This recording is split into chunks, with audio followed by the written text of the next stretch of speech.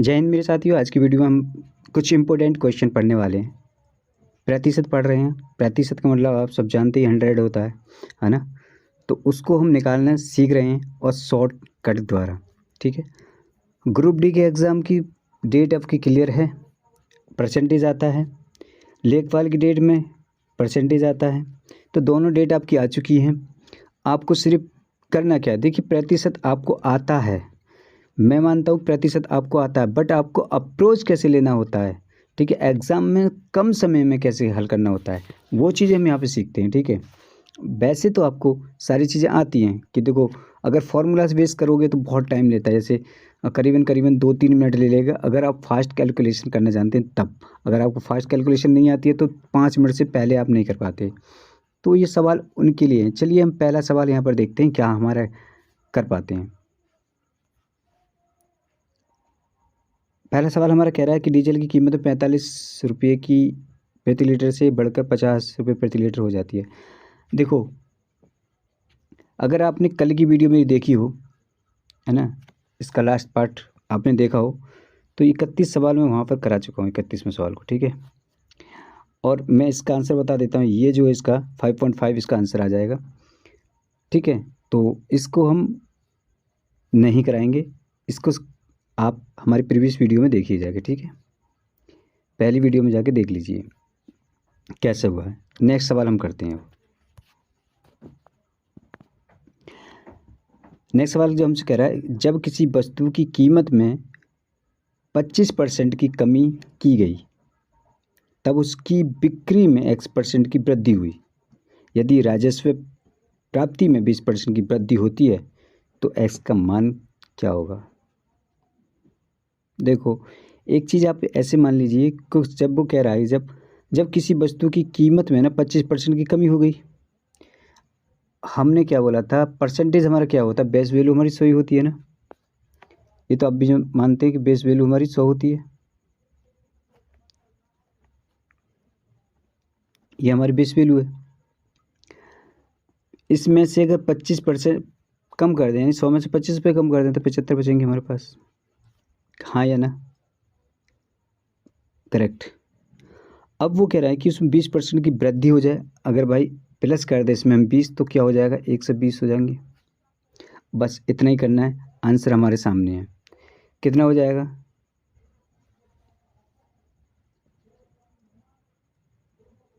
25 दिया,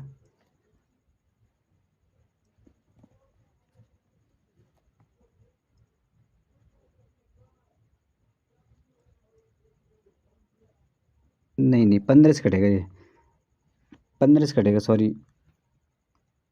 ये क्या होगा, 15 से कटेगा तो 75 पन्ना 120 आ गया। तो ये जो हमारी वैल्यू कितनी ज़्यादा है, 3, किस पर, 5 पर।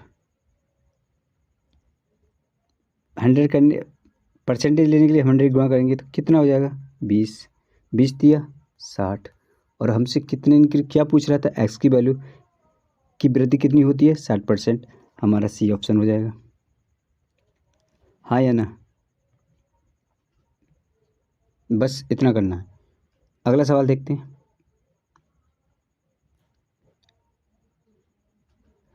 देखो, सवाल कह रहा है कि जब किसी वस्तु की कीमत में 20% की कमी की गई, वही मैं डायरेक्ट लिख लेता हूँ, 80 20%, इतना तो आप समझ गए होंगे कि हमें क्या करना होता है। और कितने की वृद्धि की जा रही है, 60% की वृद्धि होती है ना। तो 160 हो जाते हैं, 160 हो जाता है। इसको काट देंगे, 1 और 2 ना, कितने की वृद्धि हुई, 1 की। ठीक है। 1 की वृद्धि कितनी पे हुई, 1 पे। तो हम क्या करेंगे, इसका 100% हमारा हो जाएगा कि नहीं हो जाएगा आंसर, भाई 1/1 लिखेंगे और अपन 100 कर देंगे तो 100 हो गया ना। तो इसका हमारा 100% आंसर हो जाएगा। कुछ करना ही नहीं है सवाल में। देखो, सवाल लगाने से पहले ना आप सवाल को पढ़िए और अपनी वीडियो रोक के ना फिर करने की कोशिश करिए। आप लगाएंगे सवाल तो आपको ज़्यादा समझ में आएगा, वरना आपको ऐसा लगेगा कि हाँ मेरी समझ में आ गया, मेरी समझ में आ गया। जब करने बैठोगे तो आपको पता चलेगी कि क्या पढ़ाया था यार, कैसे बताया था, मैं तो भूल गया, है ना। तो ये चीज़ें नहीं होनी चाहिए, भूलना नहीं है आपको। ठीक है, चलो आगे देखते हैं। एक सवाल है, तेल का मूल्य 20% तक बढ़ जाता है। देखो, इसको इस तरह भी कर सकते हैं हम सवाल को। तेल का मूल्य 20% बढ़ा, यानी कि 20% की फ्रैक्शन वैल्यू 1/5 होती है। 5 से कितना हुआ, 6 हो गया। खपत में कितने की कम हो जाता है, 8 से 1/3, यानी इसकी परसेंटेज वैल्यू अगर मैं फ्रैक्शन वैल्यू बात करूँ तो 1/12 हो जाएगा, यानी वो 12 पे 1 की कमी हो जाती है, तो यहाँ 11 ही रह जाएंगे, है ना। तो कहने का मतलब ये हुआ, अगर 12×5 = 60, पहले कितना खर्च करता था वो 60, और अब कितना कर रहा है 66, है ना। तो 60 पे कितने की, 6 की वृद्धि, कितने पे 60 पे, और 100% में पूछ रहा है, तो इसको हम क्या करेंगे, नीचे 10, तो 10 रह जाएगा। तो कितनी इंक्रीज वैल्यू हुई, 10% की वृद्धि होगी, किस में, खर्च में। तो आंसर क्या, सी आंसर हो जाएगा। भाई देखो, सबसे पहले हमने इसकी फ्रैक्शन वैल्यू ली और फिर हमने इसकी फ्रैक्शन वैल्यू करी, ठीक है। कम के ज़्यादा बोला तो हमने ऐड कर दिया, कम बोला तो हमने घटा दिया, बस इतना ही क्या है।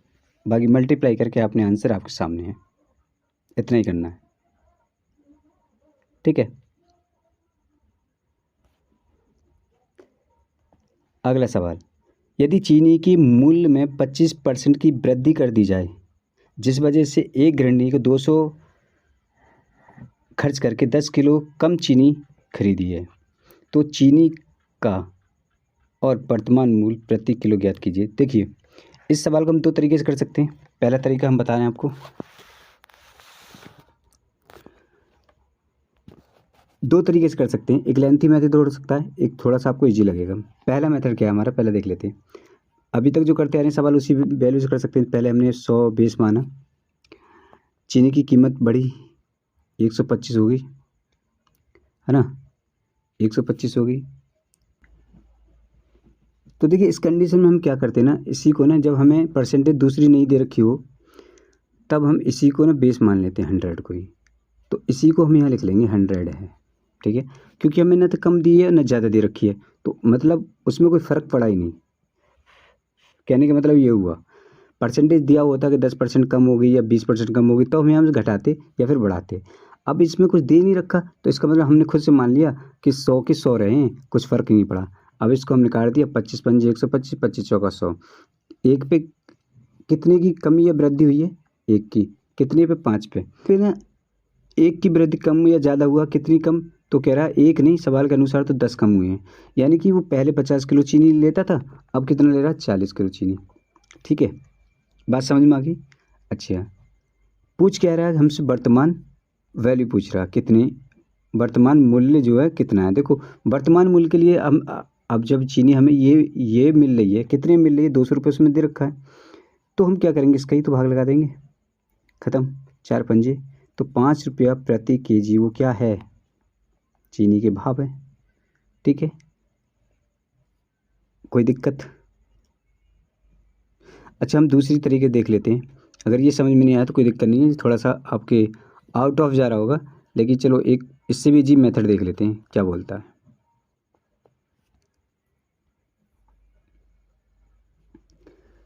चलो हम ये कर लेते हैं। हमने क्या किया, देखो यहाँ पर एक चीज़ दे रखा है, अब वर्तमान मूल्य पूछे, अगर आपसे प्रेजेंट पूछे, तो प्रेजेंट में हमें करना क्या होता है, प्रेजेंट पूछ रहा हमसे, तो प्रेजेंट में हम क्या करेंगे, देखो रुपये जी कितने दे रखे हैं, 100, रुपये गुणा परसेंटेज की हम क्या कर देंगे, मल्टीप्लाई, ठीक है। और ये हो गया, इतना ही है।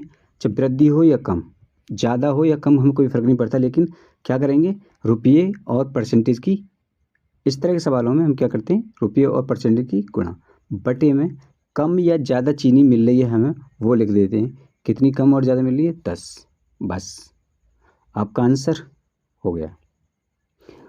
अब कहेंगे देखो, ये परसेंटेज होती है, परसेंटेज जब नीचे जाएगा 100 होता है, तो परसेंटेज का मतलब ये 0 कट जाएंगी, है ना, ठीक है, 25 दूनी 50 हो जाएगा, और 50 नीचे 10 हुए हैं, तो 0 0 कट गई, तो 5 आ गया प्रति किलो, प्रति केजी, 5 रुपये प्रति केजी किलो, मतलब 5 रुपये किलो की चीनी लेके आ रहा है वो। अब समझ में आ गई बात।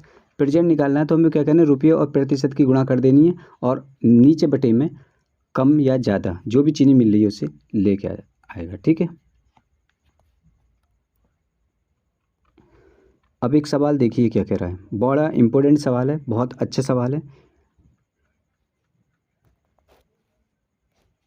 बहुत बढ़िया सवाल है।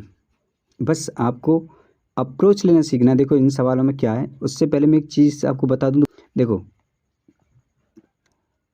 हम कहें कि 100 का 20% कितना होता है। अगर मैं कहूँ कि इंक्रीज़ कर रहा हूँ मैं 20 रुपये को, 100 पे 20% इंक्रीज़ हुआ 100 पर, तो अब क्या लिखेंगे, तो अब ऐसे तो निकालेंगे 20/100, यानी कि ये कट जाएगा, ये कट जाएगा, कितना बचा 20, और इंक्रीज़ कर रहे हैं 100 पे तो हम 120 कर देंगे कि इंक्रीज़ इतने रुपये हमारे बने। बात समझ में आई? कितना हमने इसमें ऐड किया, इसमें कितना ऐड किया, हमने ऐड किया इसमें 100, यही है ना। ओके, अगर सवाल कहे हमसे, अगर सवाल कहे हमसे कि 30% 100 में कितना बनता है, इंक्रीज़ करी जाए, तो 100 को हम यहाँ मल्टीप्लाई करेंगे तो यहाँ काट देंगे 30, यानी 30 ही बनता, और 30 को हम ऐड कर देंगे प्लस 100 में, तो हमारी वो वैल्यू निकलेगी जो इंक्रीजन हमें चाहिए होती है। तो इसका मतलब ये हुआ, जो वैल्यू अगर हमें कहीं दे रखी है ना, 100 पे अगर कोई वैल्यू हमें दे रखी है तो उसका इंक्रीजमेंट मान लीजिए, इसका मतलब हम मान लेते हैं कि ये हुआ, अगर कहीं कोई वैल्यू दे रखी है तो हमसे पूछे 30% कितना हुआ, तो हम डायरेक्ट भी कह सकते हैं ना 130 हो जाएगा, यही है ना। अगर हमसे कोई कहे 50% कितना होता है 100 पे, इंक्रीज़ कितना होगा, तो आप डायरेक्ट कह सकते हैं ना 150 होगा। बात समझ में आ रही है? हम डायरेक्ट कह सकते हैं ना भाई 30 ही तो बढ़ेगा, जितना दे रखा उतना ही तो बढ़ेगा, कितना, बस 100 ऐड करना होता है हमें। सवाल में कह रहा है कि यदि एक भिन्न के अंश में 200% और हर में 350 की वृद्धि कर दी जाए तो परिणाम जो है ना 512 आता है। मूल भिन्न क्या थी? देखो ये बहुत इम्पोर्टेंट सवाल है और ग्रुप डी के एग्ज़ाम एतबार से तो बहुत ही बढ़िया है। ग्रुप डी की अगर तैयारी करें तो उसके लिए तो बहुत ही ज़्यादा इम्पोर्टेंट है, आने की ज़्यादा संभावना है। मतलब संख्या चेंज हो सकती है लेकिन सवाल यही आने के पूरे चांस है। तो आप क्या करेंगे सवाल में, देखो आपको कुछ नहीं करना है, बस इस सवाल में मैंने अभी जो बताया कि 100 ऐड कर देने, मतलब यहाँ पे 200% दे रखा ना, इसमें 100 ऐड कर देने, और यहाँ पे 350 करने, इसमें 100 ऐड कर देने। तो मैं मान लेता हूँ कि उसकी जो अंश में ना 200 की जब वृद्धि हुई 200% की, तो प्लस 100 और ऐड कर देंगे तो हमारी वो वृद्धि निकल जाएगी। हम 100% पे जब निकालते हैं 200 को, तो समझ में आया? अरे 200% की वृद्धि करें तो पे 300 हो जाएगा ना हमारा, तो 300 हो गया। अच्छा 350 पे कितना हो जाएगा, 350 पे हो जाएगा हमारा 450। ये बात समझ में आ गई? पीछे भी यही बात समझाई थी हमने, ठीक है। अब चीज़ें कुछ नहीं, इसमें 100 ऐड करने के बाद हम निकाल देंगे। अच्छा कोई चीज़ हम कुछ भी मान लेते हैं, उसको छोड़ देते हैं। चलो, तो मैंने मान लिया कि हर और अंश ना मेरा ए और बी मान लिया, ए अपॉन बी है, ए अपॉन बी है। इसमें कितने की वृद्धि हुई, 300 की, और इसमें कितने की वृद्धि हुई, 450 की, ये 450 की हुई, बराबर कितना हो जाता है, 12। ये बात समझ में आ गई? अब हम थोड़ा सा काट पीट कर लेते हैं, इसको काट देते हैं, ठीक है। ये कर सकते हैं,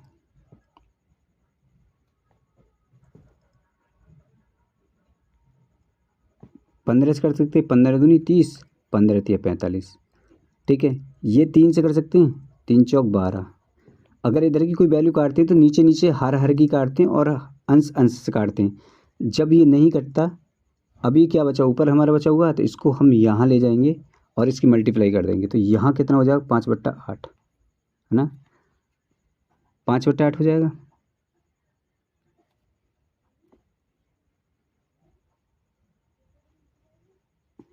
और यही क्या है हमारा, ए अपॉन बी बराबर क्या हुआ हमारा, 5/8, और यही हमारा आंसर हो जाएगा। बात समझ में आ गई? कोई चीज़ हमें दे रखी है 200%, ठीक है, उसमें हम 100 ऐड कर देंगे। भाई इंक्रीज़ करवा रहा है ना वो, डिक्रीज़ तो करवा नहीं रहा, इंक्रीज़ करवा रहा है, तो हम 100 ऐड कर देंगे। अब कहेंगे सर कि डिक्रीज़ करवाएगा तो हम क्या 100 माइनस कर देंगे? देखो डिक्रीज़ करने के लिए 100 थोड़ी माइनस होते हैं। अगर वो हमसे पूछेगा कि 100 में से कितने 20%, तो 20 ही तो माइनस करेंगे। समझ में आ गई? 100 में से 20% की अगर डिक्रीज़ की बात हो रही है तो 100 में से 20 ही तो तभी तो 80 बचेंगे।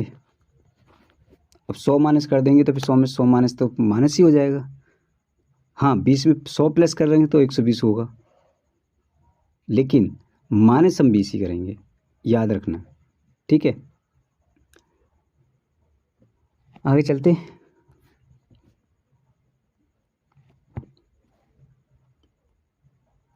सवाल क्या कह रहा है, एक भिन्न के अंश में 220 और हर में 150% बढ़ाने पर परिणामी भिन्न। देखो ये सवाल जो आते हैं ना बढ़ाने पे ही आते हैं, घटाने पे नहीं आते ज़्यादातर, और बढ़ाने पे ही आते हैं। और आपको बस इतना सीख लेना है कि कैसे बढ़ा के कैसे निकालना है, बस आपको कुछ नहीं करना। देखो ए और बी मान लेते हैं, मैंने कहा ए और बी मान लीजिए आप, मान लिया हमने। ए कितने परसेंट बढ़ा हमारा 220, लेकिन ये 220 ना बढ़ के 320 बढ़ेगा, है ना, अपॉन। अब हम क्या कह रहे हैं कि 150 ना बढ़ के ना बी, वो 250 बढ़ेगा, और बराबर कितने हो जाएगा हमारे 4/5 के, ये चीज़ हो जाएंगी। ओके, अब 0 से 0 कैंसिल हो जाएगा, 5 25, 4 8 32। अब थोड़ा सा ध्यान दीजिए, ये जो वैल्यू है ना ए अपन बी की, अब ये यहाँ पर देखो ये कट के आ गई है वैल्यू, तो ये यहाँ पर क्या हो गया, ये 8 और बी जो है यहाँ पर कितना हो गया 5। ठीक है, और बराबर कितना 1/8। जब 5 की वैल्यू इधर करेंगे और 8 को इधर करेंगे तो ये हो जाएगा क्या 5/8, यानी ये पलट जाएगा। और ए अपॉन बी जो हमारा आंसर आना है वो कितना होगा 5/8, और यही हमें लाना था, आंसर हमारा हो गया। बस थोड़ा सा बस इंक्रीज करके रख देना है और कुछ नहीं करना। आगे देखिए सवाल क्या कह रहा है, एक व्यक्ति की वार्षिक आय 2 लाख रुपये से बढ़ी। देखो थोड़ा सा चेंजेस सवाल है लेकिन बहुत मस्त वाला सवाल है। अभी थोड़ा सा लग रहा होगा थोड़ा कठिन आ गया, लेकिन बहुत ईजी है ना, बहुत ईजी सवाल है। आपको थोड़ा कठिन लग रहा होगा, कोई दिक्कत नहीं है, आसान भी है। आसान इसलिए है कि आप थोड़ा सा मेहनत करेंगे तो आसान लगेगा। अगर देखो कोई भी चीज़ें जब तक नहीं पढ़ोगे तब तक तो मुश्किल ही लगता है, जैसे पढ़ना शुरू कर दोगे तो वो आसान हो जाता है। ठीक है, यही हम बता रहे हैं आपको कि एक व्यक्ति की वार्षिक आय 2 लाख रुपये से बढ़ी है, 2 लाख रुपये से बढ़ी है, लेकिन उस आय पर टैक्स जिसका उससे भुगतान करना है 20% से 16% तक कम हो गया। अब पहले की तरह ही कर का भुगतान करता है, उसकी बढ़ी हुई आय क्या है।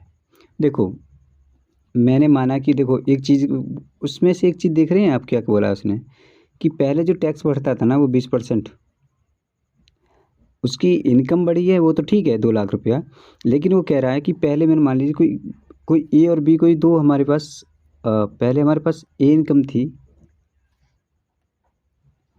पहले हमारे पास ए इनकम थी, फिर बी हुई, और बी की ही तो बढ़ी थी वो तो 2 लाख रुपये, है ना। पहले ए कमाए थे फिर बी में 2 लाख रुपये हो गए, लेकिन हम यहाँ क्या कर रहे हैं कि पहले हम 10% इस कमाई पे 10% की इंक्रीज़ कर रहे थे, और इस पे हम 16%, नहीं सॉरी इस पे हम 20% भर रहे थे, इस पे 16%।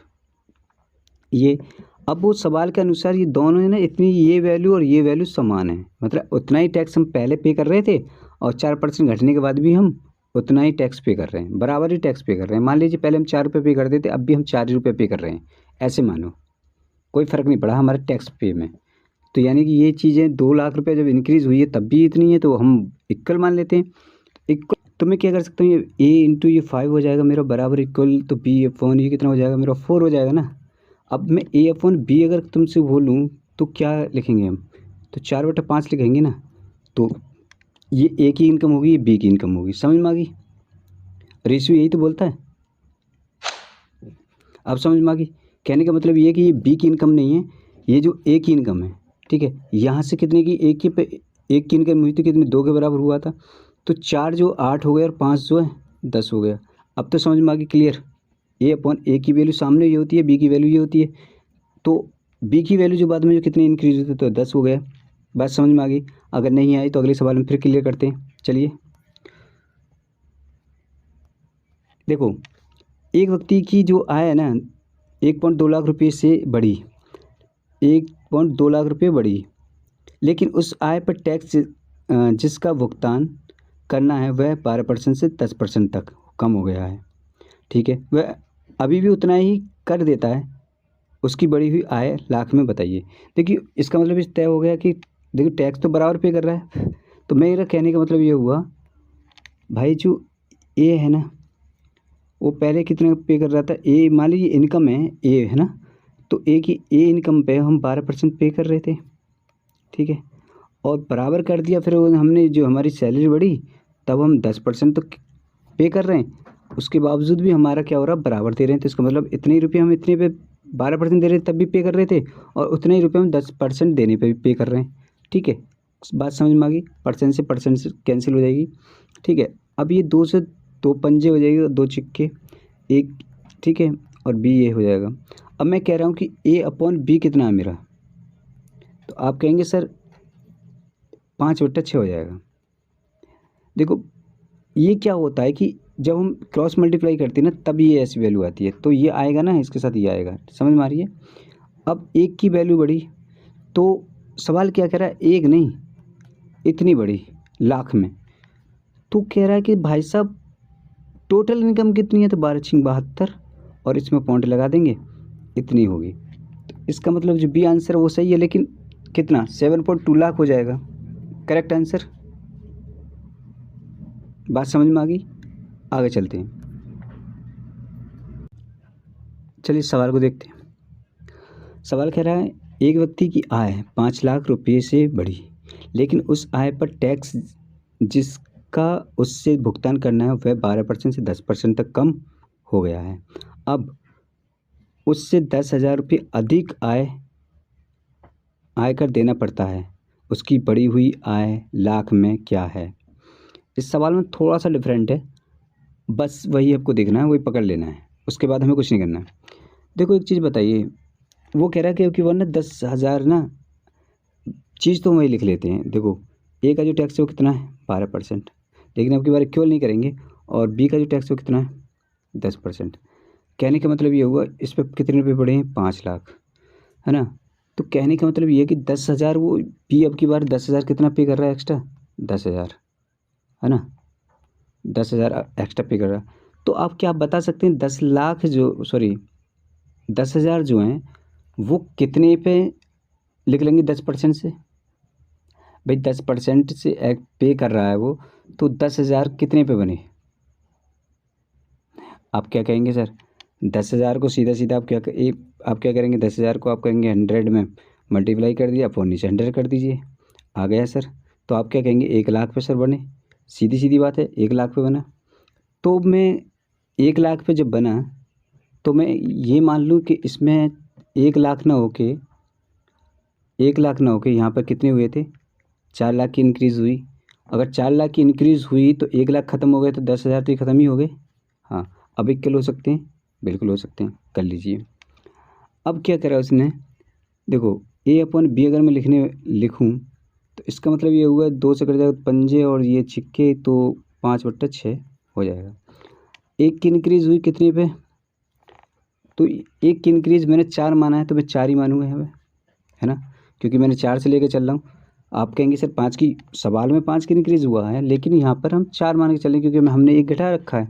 ठीक है, अब जब 4 पंजे 20 और 6 चौक 24, मान लीजिए मुझसे पुरानी पूछ रहा है इनकम 6 चौक 24 प्लस मैंने एक को और ऐड करना है क्योंकि वो मैंने लगाया नहीं है, तो 6 चौक 24 तो वो हो गया, प्लस एक जो मैंने घटाया था उसको ऐड कर लिया, यानी 25 लाख रुपये मेरे क्या होंगे, हो जाएंगे। बात क्लियर। सो इस तरह के सवालों को करने के लिए थोड़े से अप्रोच की ज़रूरत है, मेहनत की ज़रूरत है, लगन के साथ इसमें मेहनत करते रहिए, पढ़ते रहिए और सवालों को रोक रोक के करिए, नहीं है तो अगर आपके पास मैथ है तो उससे सवाल लगाइए, नहीं निकलते हैं तो फिर उसके बाद दोबारा से वीडियो देखिए, बार बार अप्रोच लीजिए। वीडियो पसंद आ रही है तो लाइक शेयर और कमेंट ज़रूर करें। ठीक है, मिलते हैं अगली वीडियो में, तब तक के लिए बाय बाय।